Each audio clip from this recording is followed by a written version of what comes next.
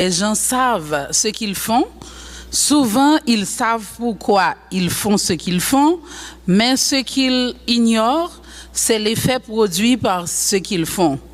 Cette citation pourrait nous porter à comprendre la notion de conséquence et nous renvoie aujourd'hui au questionnement de ce système complexe de dynamisme psychosocial sur lequel repose la prise en charge des phénomènes sociaux qui sont les agressions sexuelles. Le terme fondement est défini selon le Centre national de ressources textuelles comme la base, ce sur quoi repose quelque chose, donner à quelque chose son existence, être à l'origine de, être le premier à organiser. Dans le contexte des violences sexuelles, nous parlons de fondements psychologiques tels les traumatismes, les dynamiques psychologiques des auteurs, les facteurs de risque. Nous parlons aussi de fondements sociaux et culturels, de normes sociales, de croyances et d'attitudes, de facteurs contextuels.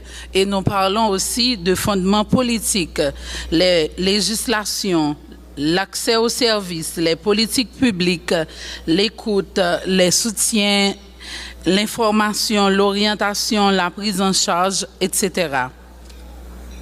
En effet, la violence est un problème mondial récurrent, tendant à occuper le centre des débats avec les premiers mouvements féministes des années 60.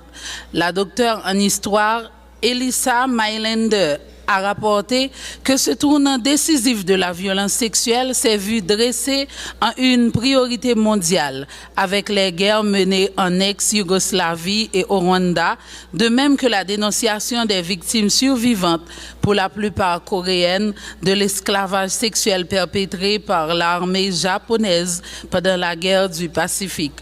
Les organisations non gouvernementales ont joué un rôle essentiel dans la prise en charge des victimes et les Nations Unies, à travers un nombre de résolutions adoptées, a permis la condamnation ainsi que la criminalisation de la violence sexuelle dans les conflits armés.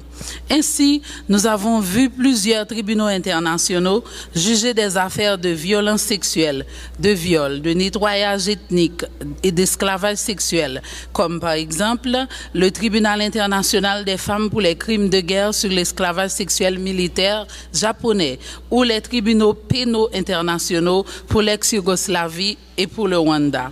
L'agression sexuelle est définie comme une atteinte sexuelle sur la personne d'autrui.